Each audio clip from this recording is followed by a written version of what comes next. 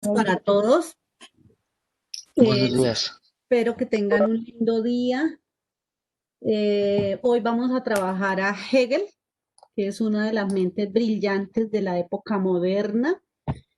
Es uno de los pensadores brillantes en la historia, así como ustedes. Este grupo tiene unas mentes brillantes que espero pasen a la historia de manera trascendental, es decir, dejen huella como seres humanos en este mundo al que vinimos a servir.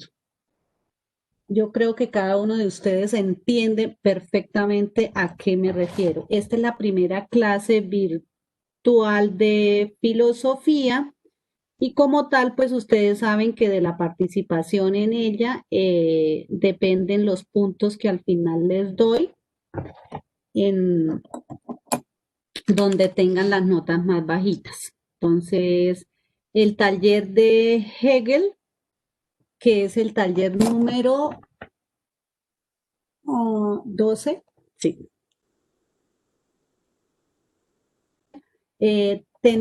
tiene dos partes, una para el hacer y una para el saber, ¿cierto? La parte del saber, pues correspondía a la biografía y al pensamiento y a la importancia de este pensador, Inglaterra del Hegel. siglo XVII, con la caída de la monarquía absoluta, a una nueva corriente de pensamiento. El iluminismo impuso a la razón y a la ciencia como la nueva manera de mirar el mundo. La filosofía descubrir respuestas adecuadas a todos los problemas de la humanidad. En ese contexto, y guiado por el pensamiento de sus brillantes antecesores, surge Georg Wilhelm Friedrich Hegel, considerado el más grande pensador alemán y también el más difícil de comprender.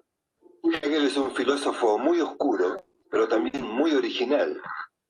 Su pensamiento trasciende la historia de la filosofía y renace con cada nueva generación.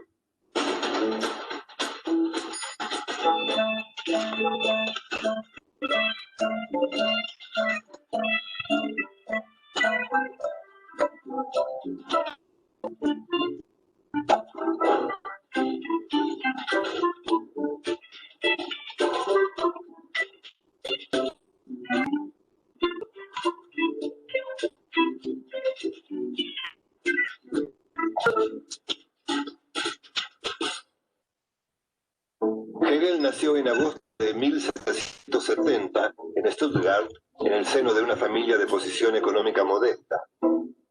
Fue educado por su madre y profesores. Su conocimiento griego le permitieron acceder a los autores clásicos. Además recibió una educación científica muy completa. Sin embargo, la influencia religiosa de su padre es muy importante. Hegel trabajó como profesor particular y con instituciones de enseñanza. Durante muchos años vivió a la sombra de sus hijos en todos sus lares, el poeta Hölderlin y el filósofo Schelling. Sus padres y maestros lo veían al joven Hegel, pastor luterano, pero a los 19 años la Revolución Francesa lo entusiasmó y despertó su pasión política por las nuevas ideas revolucionarias. En 1795 muere su padre. Recibe un de sus clases particulares, tomar un cargo como profesor en la Universidad de Jena. Allí escribe la fenomenología del espíritu, uno de sus trabajos más importantes. En 1806 se muda a Baviera, donde trabaja como periodista. Finalmente, en el año 1818 toma un cargo docente en la Universidad de Berlín, donde permanece hasta su muerte en 1931. Hegel realizó contribuciones fundamentales en una gran variedad de campos de la reflexión humana, que abarcan la filosofía de la historia, la estética y la ética social. La filosofía de Hegel se basa en la relación entre los dos conceptos fundamentales de la filosofía: la naturaleza, según la filosofía griega, y la idea del espíritu tomado de la filosofía cristiana. Hegel busca la conexión entre naturaleza y espíritu, Estos temas los desarrolló en una serie de obras presentadas bajo el título genérico de Lecciones. Cuando él asoma al pensamiento filosófico, su compatriota Immanuel Kant había demolido al empirismo e impuesto definitivamente el razonamiento. Para el Kant, en cambio, todo proviene de la deducción lógica racional. Según el pensamiento empírico, no existen ideas innatas, todo viene de la experiencia. En cambio, para el racionalismo, las ideas innatas son la única base segura del conocimiento. Para el empirismo, el conocimiento es a posteriori, es decir, la justificación depende de la experiencia. En cambio, el racionalismo dice que el pensamiento es a priori. Los juicios de la experiencia. Por ejemplo, el axioma "todos los hombres son libres" es una idea a priori. Sobre estos postulados, Hegel construye un sistema de pensamiento que se basa en una idea primordial. Lo real es racional y lo racional es real. Desde Aristóteles a Kant, los filósofos habían sostenido la necesidad de separar la realidad en hechos, objetos y seres para poder estudiarla. Hegel parte de la idea de que todo es cognoscible y que todo se relaciona con todo. No puede ser separado. Solo queda expresada en su cita: la verdad es la totalidad. De pensamiento, Hegel contempla tres realidades: la naturaleza, la mente humana y el espíritu absoluto. Estas tres realidades están ligadas por un movimiento que se llama la dialéctica. La dialéctica opera partiendo de una tesis, que es una afirmación. A esta pone un enunciado, o sea, una negación, es la antítesis. De estas proposiciones surge una conclusión, la síntesis. La realidad es dinámica, dice, por lo tanto toda afirmación conlleva una negación. Y esa negación enriquece a la afirmación. La negación es el principio de contradicción que permite arribar a una síntesis. Por ejemplo, si queremos definir el ser, tenemos que pensar también en el no ser. En el sistema de Hegel, el ser objetivo se opone a su antítesis, el ser subjetivo. La síntesis es la unidad de ambos postulados. El ser es una suma de objetividad y subjetividad. Su novedad es que ve la síntesis como algo en transformación incesante. Lo que hace avanzar al pensamiento es lo que lo desmiente. Por ejemplo, los estoicos decían que había una conducta imperativa universal que apuntaba a hacer el bien. O sea, el bien era un hecho abstracto. Este argumento sería una tesis. El filósofo francés Jean-Jacques Rousseau señaló que es el individuo quien decide si algo es bueno o malo. Este argumento del bien como respuesta individual es contrario al anterior, por lo tanto es su antítesis. De este movimiento dialéctico surge la síntesis, la ética social que propone Hegel. El bien debe ser sostenido por la sociedad en su conjunto. Es una idea previa y una decisión individual. No es un hecho abstracto ni depende de la voluntad individual. Es la voluntad general en su más alta expresión. Como que llama la filosofía del espíritu, Hegel usa su sistema dialéctico de esta forma. La tesis es el espíritu subjetivo, es decir, el funcionamiento interno de la mente humana. La antítesis es el espíritu objetivo, es decir, la mente encarnada en las instituciones. Antítesis. Surge la síntesis, la ética social que propone Hegel. El bien debe ser sostenido por la sociedad en su conjunto. Es una idea previa y una decisión. No es un hecho abstracto, depende de la voluntad individual. Es la voluntad general en su alta expresión. Lo que llama la filosofía del espíritu, Hegel usa su sistema dialéctico de esta forma. La tesis es el espíritu subjetivo, es decir, el funcionamiento interno de la mente humana. La antítesis es el espíritu objetivo, es decir, la mente encarnada en las instituciones sociales y políticas. La síntesis es lo que se llama espíritu absoluto, que se expresa en el arte, la religión y la filosofía. Esta idea de interconexión entre el individuo, la sociedad, antítesis, y el arte y la religión, síntesis, tuvieron mucha influencia en la historia moderna. La importancia de comprender la totalidad, el sistema en su conjunto, es uno de los elementos que moldeó al marxismo y otras teorías posteriores. Hegel transportó este sistema del pensamiento al estudio de la historia. Este devenir dialéctico comienza con el hombre primitivo, que necesitó de la religión para explicar el mundo. Pasó luego por la iluminación de los griegos, que descubrieron en parte el valor del individuo y se despojaron de las herencias míticas. En un tercer momento, el cristianismo postula la libertad del hombre, pero como hecho abstracto. Finalmente, con la Revolución Francesa, el hombre racional convierte a la libertad en un principio de aplicación práctica. La libertad, dice, es movimiento.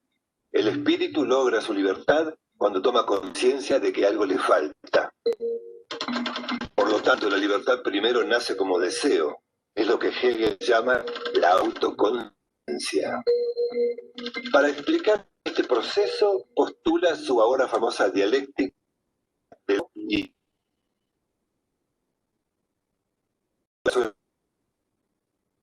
el conocimiento por parte del otro, denominado. La lucha entre los seres es, entonces, el conocimiento. En esa oposición, el que se somete no desaparece, sino que se convierte en esclavo. En ese sometimiento pierde su limitada identidad. Pero el amo tampoco puede escapar a esa forma de dependencia. Existe el esclavo porque existe el amo. Y existe el amo porque existe el esclavo. Plantea que la verdadera lucha es la lucha por el reconocimiento. El deseo, la conciencia, el miedo, la alienación y la creación del mundo son resultado de este trabajo opresivo. Profundas resonancias en la cultura moderna. Como se ve, Hegel pretendió que fuera la respuesta final a toda la filosofía. Por eso intentó crear un sistema completo, abarcativo y influenciaron el pensamiento de derecha, centro e izquierda. La izquierda se apropió de la lectura histórica del sistema hegeliano.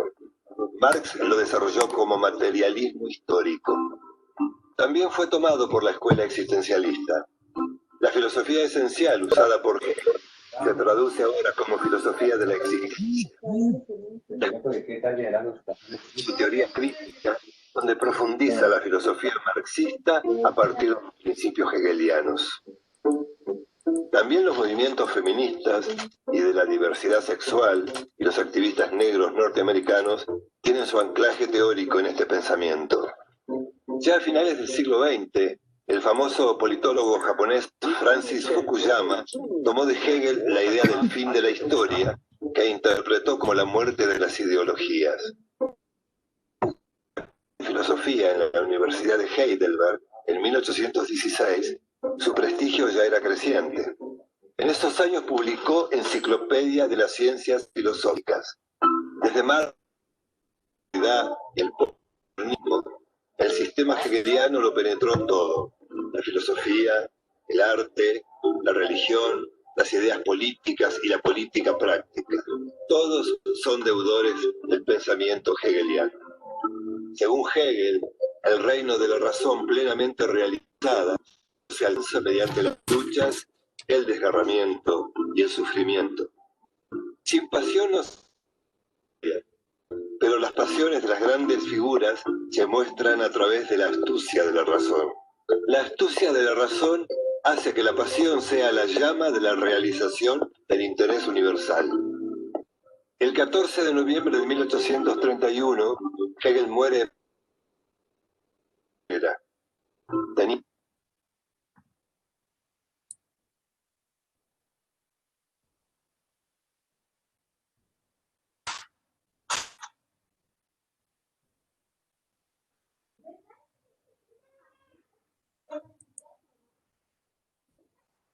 Ay, bueno, este era el video más completo que se puede encontrar y lo más corto sobre este pensador. Yo revisé los trabajos, vi que los trabajos no los fundamentan en la información que se les entrega. Hay que ser muy juicioso en ese ejercicio porque se están quedando eh, con lo superficial, no están profundizando en la medida de sus posibilidades. Entonces, si no profundizan, entonces podemos colocar el taller por decir hoy a las 7 y con fecha límite entrega 9 de la mañana. La idea de dejarles 5, 6, 7, 8 días para desarrollar los talleres es con el fin de que profundicen, porque en la medida que ustedes profundizan, pues el conocimiento va a ser mucho mayor. ¿Qué es lo más importante acerca de Hegel? La tesis de él es la voluntad general. Y él habla de la tesis, la antitesis y la síntesis. Cuando hablamos de la tesis es eh, una afirmación que hacemos porque tenemos conocimiento, porque creemos que así es, ¿cierto? Y la antitesis es algo que es contrario a la tesis. Entonces, por ejemplo, está haciendo frío, puede ser una tesis. Está haciendo frío. ¿Cuál sería la antitesis? Está haciendo calor. O sea, frente a una tesis hay una antitesis que es lo contrario. Frente a la tesis está haciendo frío, lo contrario sería la antitesis, está haciendo calor. ¿Cuál sería la síntesis? Entonces, la síntesis es la reunión de los dos para verificar si realmente está haciendo frío o está haciendo calor, o por el contrario, mientras en unos espacios hace frío, en otros espacios hace calor, o mientras algunas personas sienten frío, otras sienten calor. Esa es como la síntesis para lograr la reconciliación entre la tesis y la antitesis. Generalmente eso pasa como cuando hay un conflicto. Una persona dice sí, esa sería la tesis, la antitesis sería el no, y cuál sería la síntesis, pues la reunión del sí y el no, y el que hay posibilidades de establecer una relación o una reconciliación entre la tesis y la síntesis, entre la tesis y la antitesis, esa sería como la síntesis. Ahora, si vamos a mirar otro ejemplo, por decir desde las ciencias naturales, entonces la tesis sería la sal. ¿Cuál sería la antitesis? Tome la palabra, el azúcar, ¿cierto? ¿Y cuál sería la síntesis?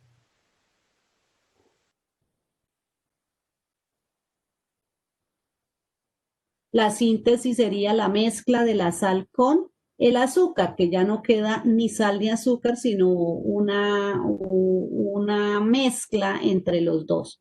Para otra, si la tesis es el día, ¿cuál es la antitesis? Noche. La noche, muy bien. ¿Y cuál sería la síntesis? Hay un momento del día o de la noche en que se logra esa síntesis. ¿Cuál sería? Tarde. ¿O cuál otra? ¿Sí? El atardecer o hay dos. Mediodía. No, al mediodía está el pleno día, ahí no hay nada con la noche. Hay otro.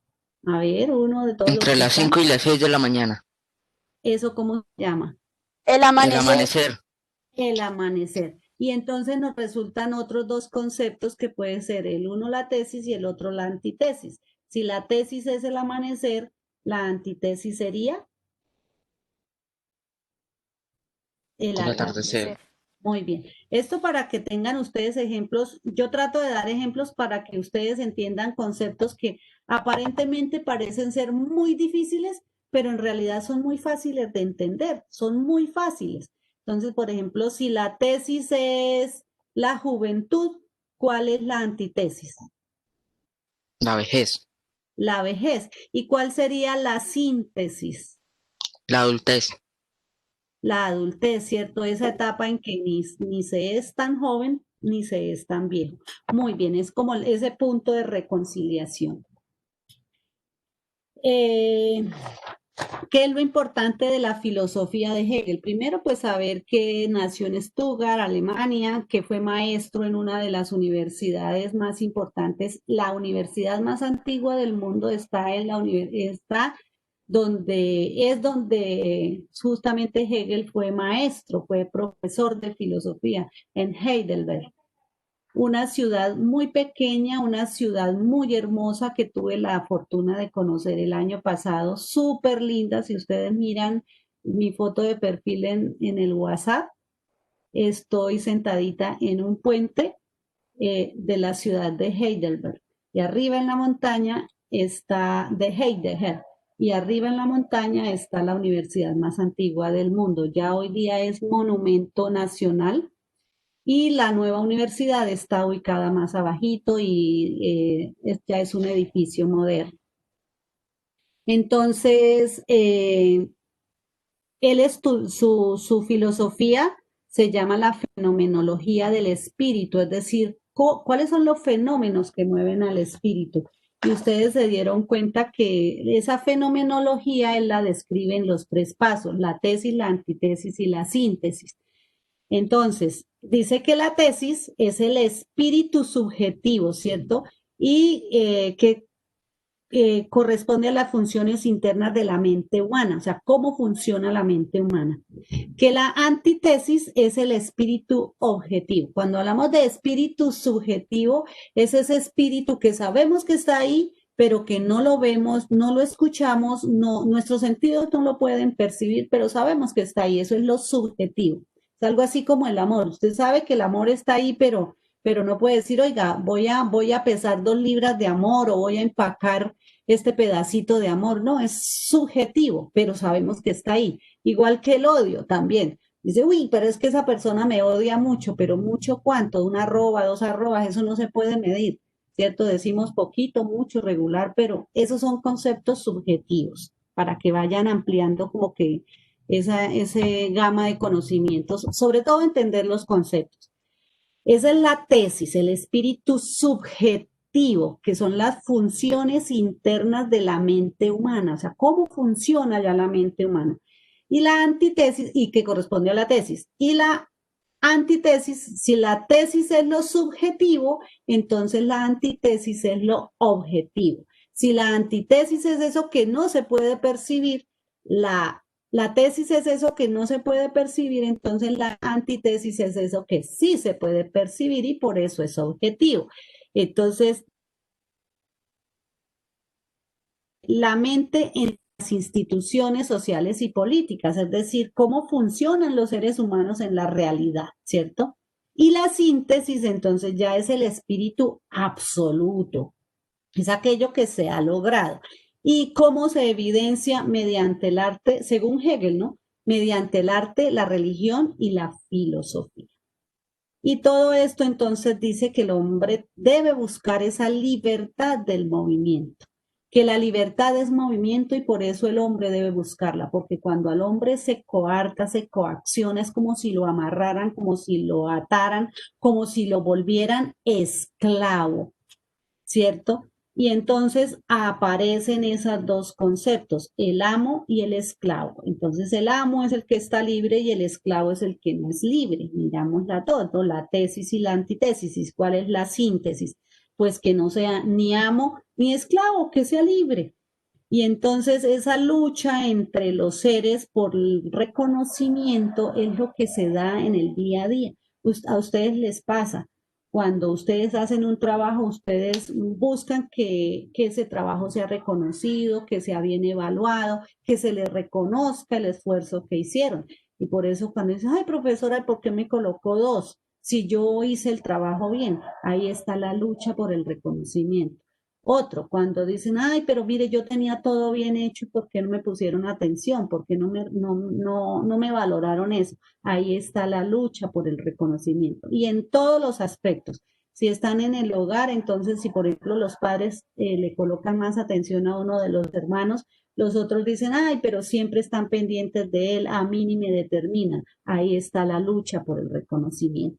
Y esa lucha por el reconocimiento ustedes la deben seguir buscando. ¿Por qué? Porque deben buscar ser libres, ser reconocidos, ser valorados. Y ese es el ejercicio que hace Hegel con su filosofía, con el aporte que le deja a la humanidad con ese pensamiento. Es un gigantesco esfuerzo por establecer la unidad y la reconciliación en el seno de la realidad. Y eso más, bueno, se le llama la fenomenología del espíritu. Dice que el espíritu universal evoluciona hacia una conciencia cada vez mayor de sí mismo. O sea, es lo que pasa con los seres humanos. Ustedes ya en esta etapa de su vida ya han evolucionado mucho más, ya no piensan como unos niños, ya están pensando como unos adolescentes, ya tienen unas ideas más claras, más maduras, más elevadas, incluso su lenguaje, igual debe ser su comportamiento. Yo hablaba el otro día, no sé si estarán por aquí en clase, no los he visto, a Haider y Juan David, y yo les decía, ustedes han evolucionado de una manera increíble, ya no se comportan como esos chinitos chiquitos que vivían dando tanta guerra, tanta queja, tanta cosa, han madurado, ya su voz es la voz de unos señores, ya las niñas son unas señoritas, ya me imagino también que en sus hogares son sumamente colaboradores, tanto los unos como los otros. Ya las mamás no necesitan estarles diciendo qué hacer y cómo hacer, porque ustedes ya han adquirido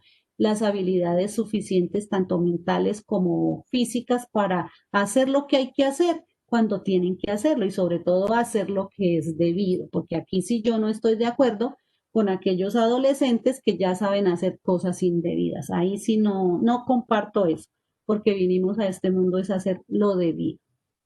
Y entonces ese es el espíritu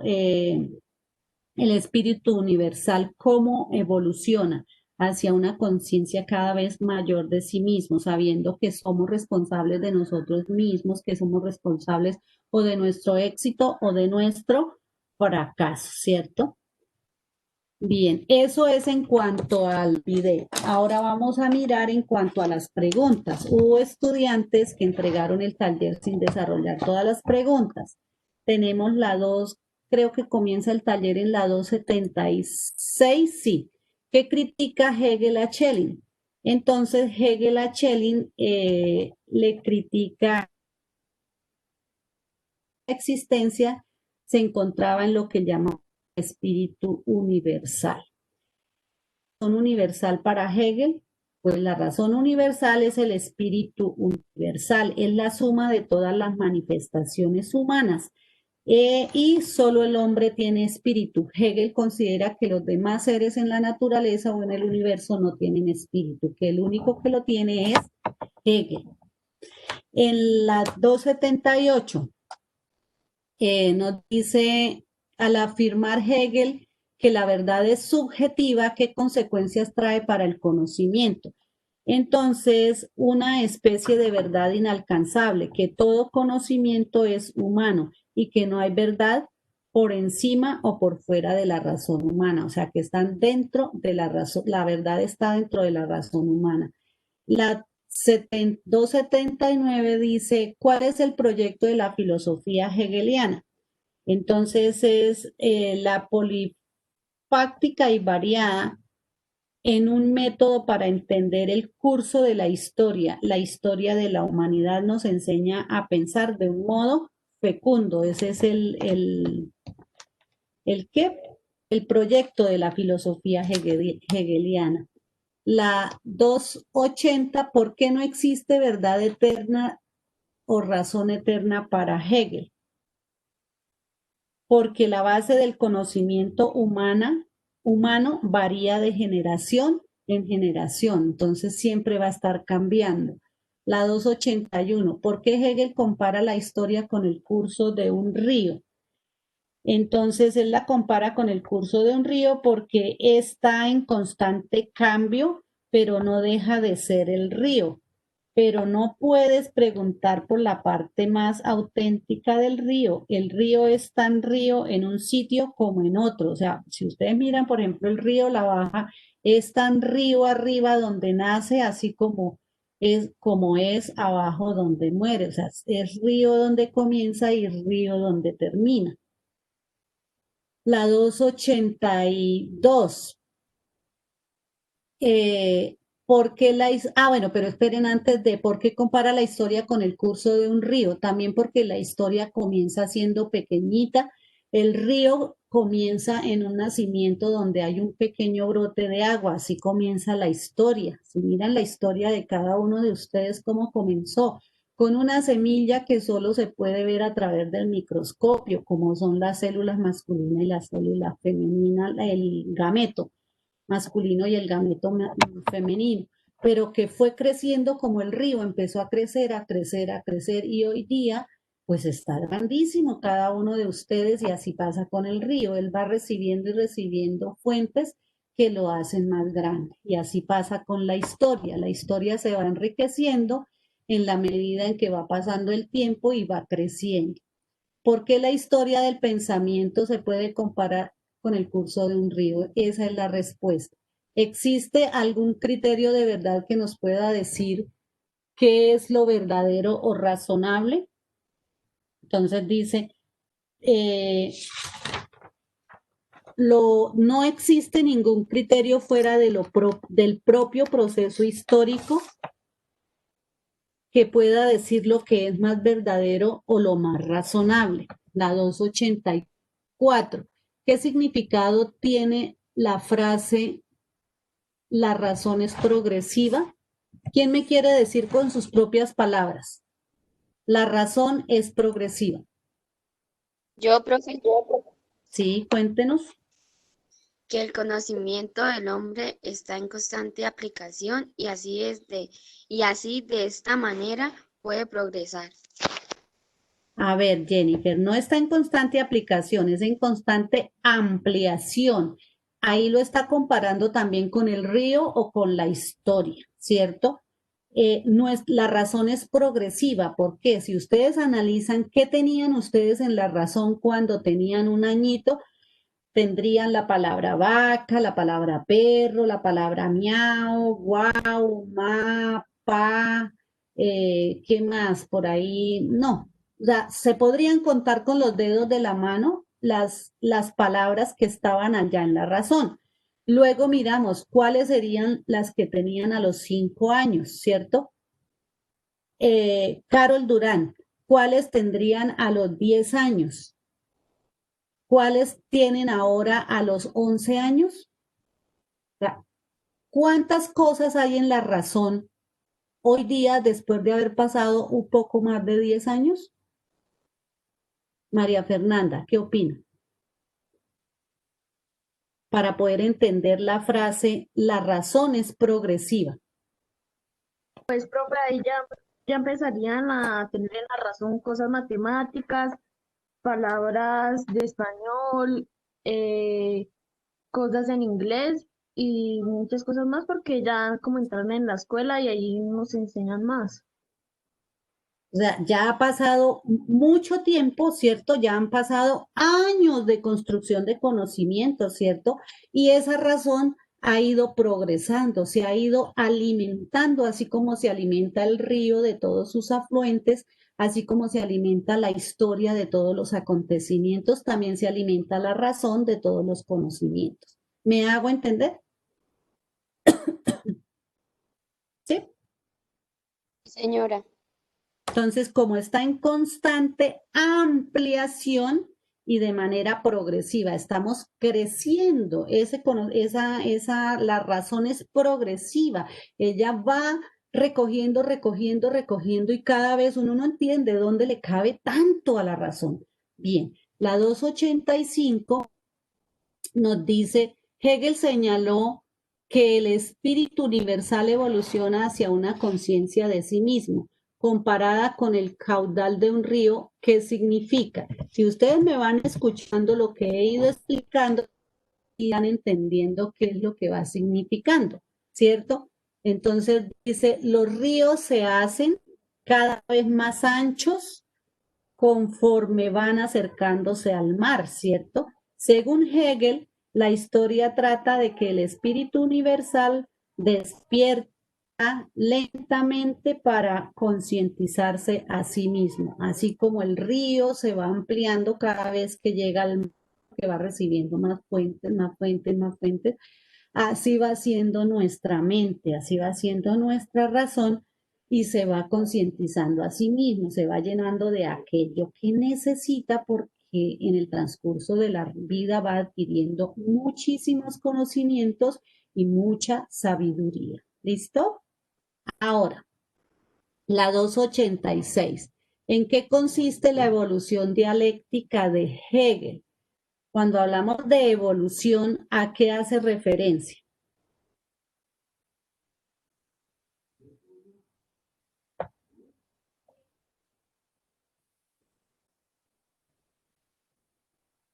A ver, Juan Diego, ¿qué significa evolución?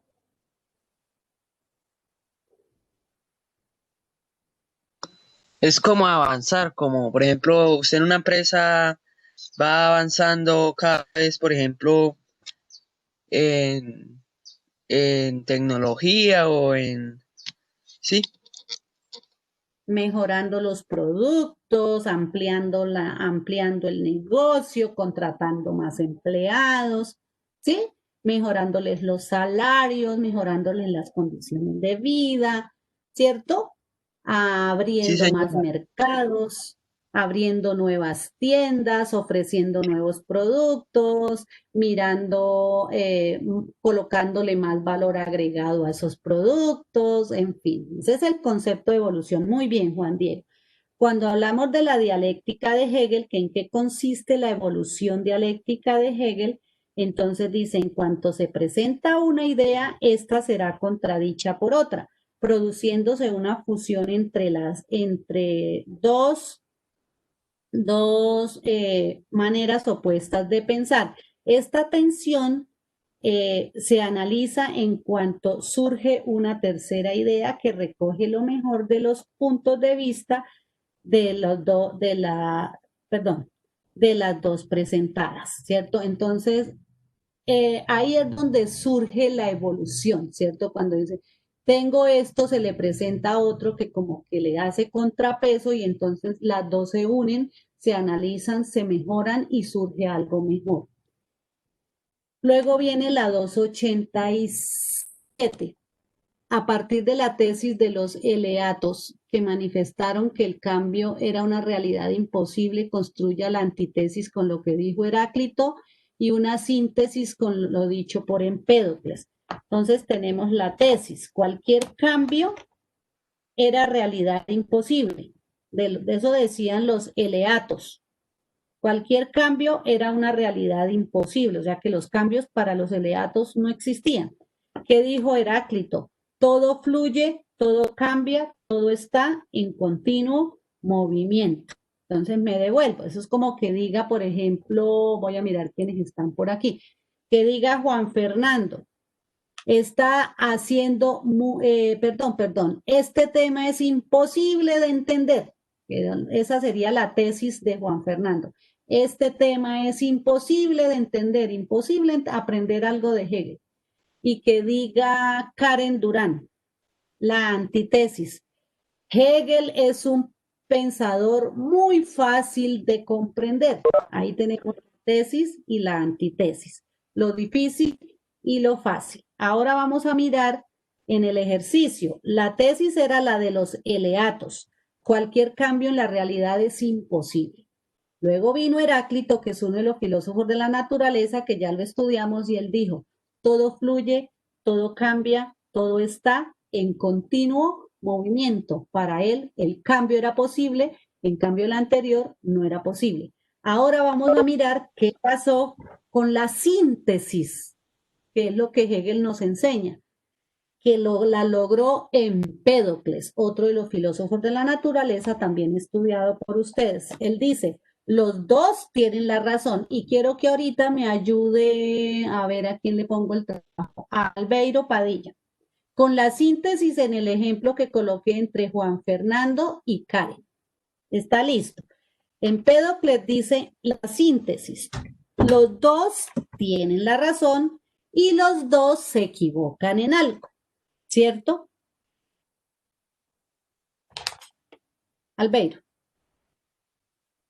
Pues entonces la síntesis sería que Hegel sí es difícil de comprender para algunos y para otros fácil.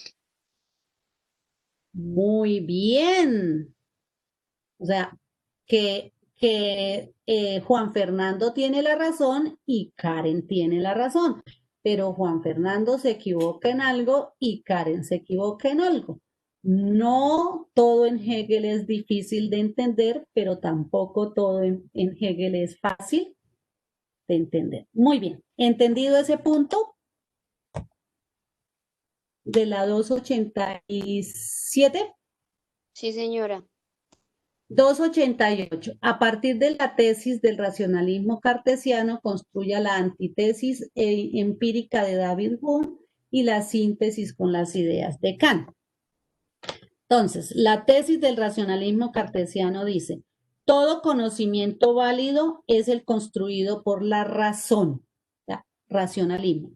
La antítesis dice, todo conocimiento válido es el construido por la experiencia sensorial, eso es el empirismo. Entonces, la tesis es el racionalismo, la antítesis es el empirismo. ¿Cuál es se me olvidó, la síntesis? Los dos tienen la razón y los dos se equivocan en algo. Igualito que lo que dijo Albeiro. 289. Cuando usted discute con un amigo, ¿aplica la dialéctica de Hegel? Voy a preguntarle a Jennifer Arias.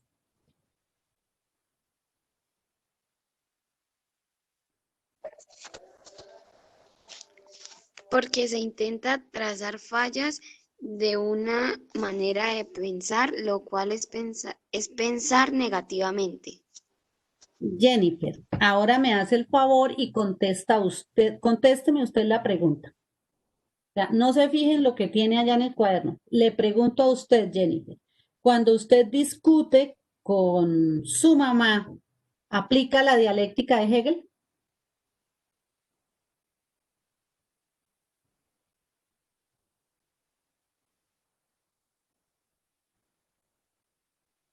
Jennifer. Sí, porque pues ella me regaña y yo pues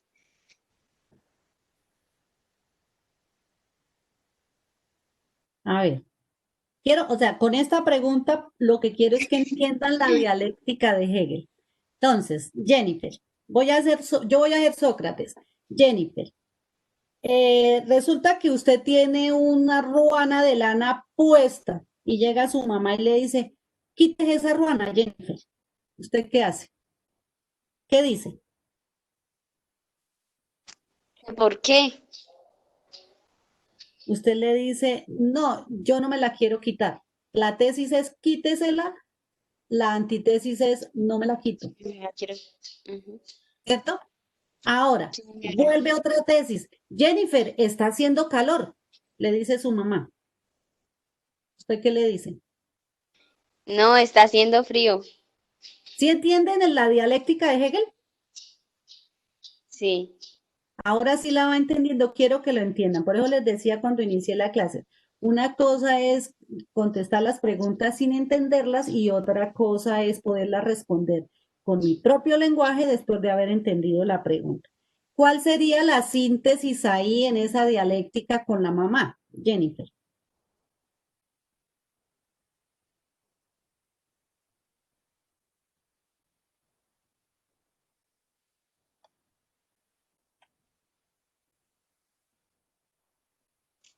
Pues que tanto ella como yo tenemos a veces la razón.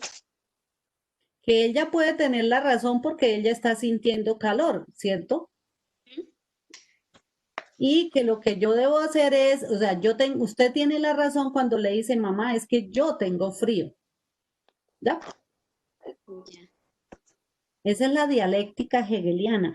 Entonces dice, intentamos trazar los fallos de una manera de pensar y al buscarlos conservamos lo mejor. Entonces, ¿en qué está fallando, por ejemplo, la mamá? En creer que usted está sintiendo lo mismo que ella está sintiendo, ¿cierto? ¿Y en dónde está el fallo en usted, Jennifer? En pensar que su mamá esto está sintiendo frío. Entonces, cada uno deben llegar a un acuerdo. Usted demostrarle a la mamá que tiene frío y la mamá que entienda que usted no tiene calor, que necesita la ruana. ¿Ya? Es un ejercicio de cómo funciona la dialéctica de Hegel. La siguiente pregunta es la 290. Esta clase se nos acabó, pero la voy a terminar. ¿Qué dijo Hegel de la mujer? Tocaba argumentarlo. Dice, la diferencia entre el hombre y la mujer es la misma que existe entre el animal y la planta. El animal se asemeja al carácter de la mujer y la planta, perdón, el animal se asemeja al carácter del hombre y la planta al carácter de la mujer. ¿Ustedes qué opinan sobre eso?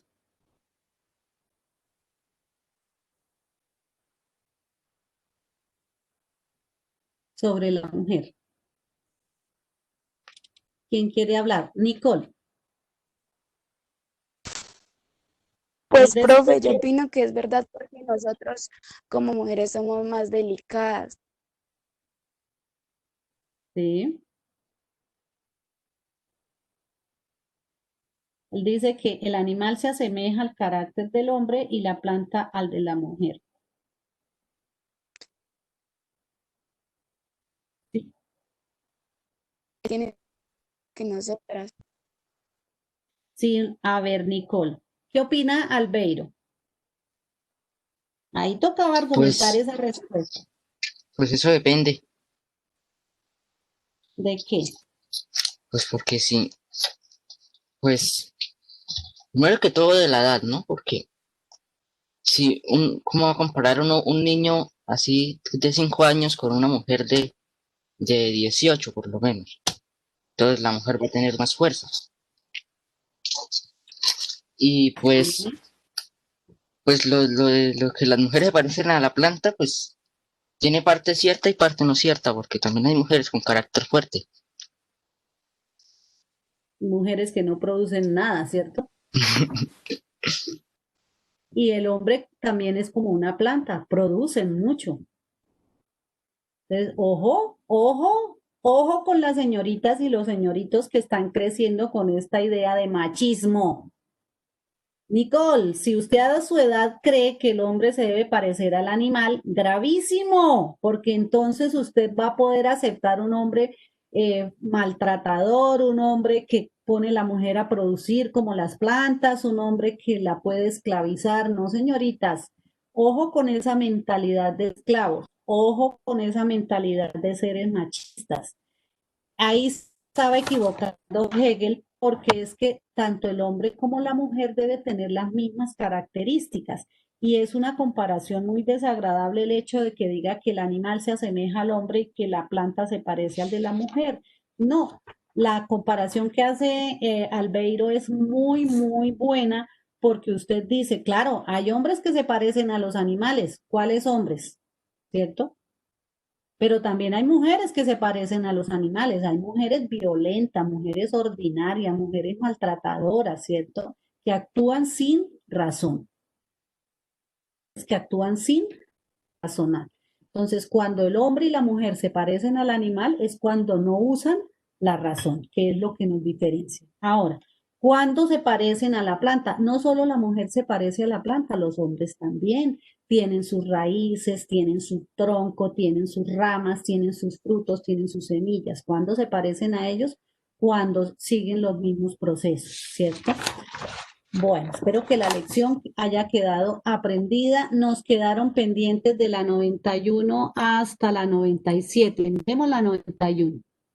¿Qué ocurre según Hegel si las mujeres acceden al poder o al gobierno?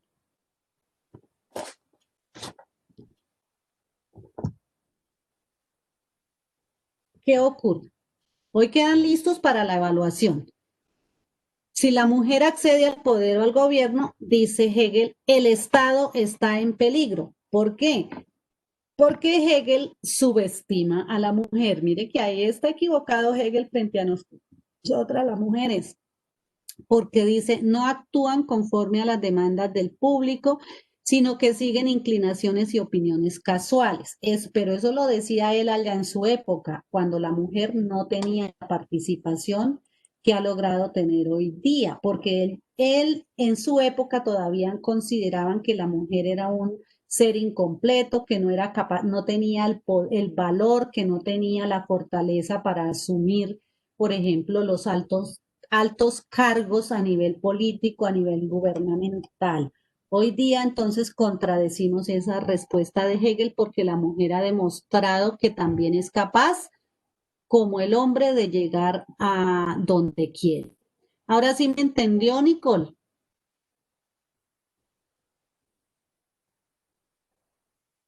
Nicole,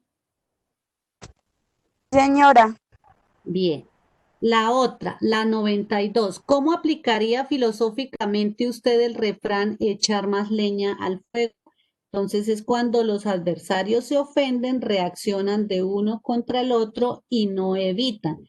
Entonces cuando se habla de echarle más leña al fuego, es como cuando ustedes ven dos niños que se agarran por allá en la mitad del patio y ustedes les hacen ruedo y el uno grita, dele, y el otro le dice, dele más duro, y el otro no se deje, y el otro hágale, y ahí le están echando más leña al fuego. La 293.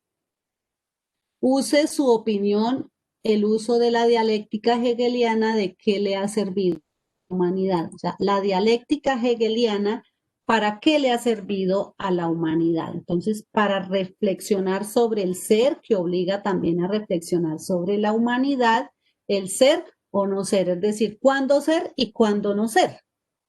Ahora, la 294. Binge, el poeta, dijo que existían dos clases de verdades, las superficiales y las profundas. ¿Cuál usaría usted para hacer ciencia?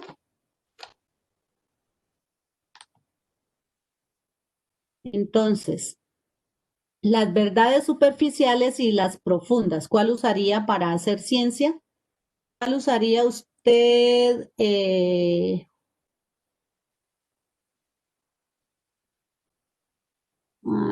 Carol Durán. Creo que no está. Las ideas profundas. ¿Por qué usar las ideas profundas y no las superficiales?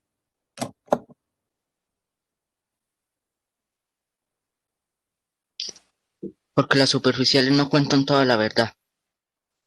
Sí, por eso es muy importante, por ejemplo, cuando se está construyendo conocimiento, profundizar, ¿sí? Porque cuando usted profundiza, usted adquiere mayor conocimiento, se va fortaleciendo mejor. En cambio, cuando usted se queda con lo superficial, en cualquier momento se le olvida. En cambio, cuando profundiza, aprende mucho más y se le queda el conocimiento para toda la vida, ¿cierto?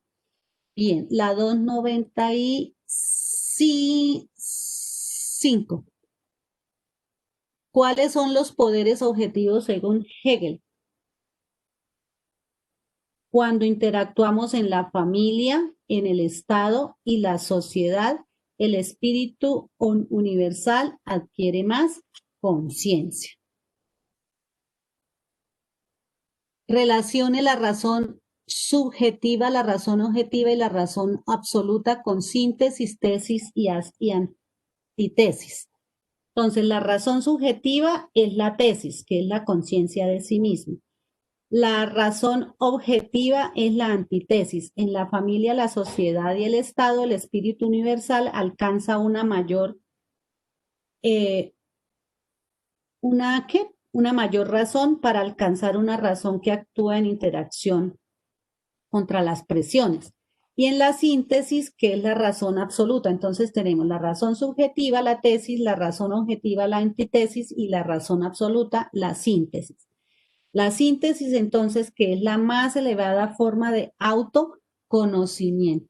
Entonces nos están diciendo del autoconocimiento, que es súper importante que cada ser humano se conozca, realmente conozca sus potencialidades, su capacidad de crear. Muchas veces ustedes por el afán de hacer las cosas bien, consultando por fuera las cosas, pero no consultan por dentro en lo que ustedes ya saben. Entonces, si ustedes hicieran ese ejercicio de interiorizar, de conocerse a sí mismo, de saber cuánto hay valioso dentro de ustedes, harían las cosas mucho mejor o responderían de una mejor manera. Me alegra haberlos escuchado. Se nos terminó la clase, entonces que tengan un feliz día y nos vemos el jueves. Hasta luego, un abrazo. Gracias, profe, lo mismo. Gracias, profe, lo mismo. Hasta luego, profe, lo mismo. Hasta Hasta luego. luego, profe, que tenga buena tarde. Gracias, queridos. Chao, profesora.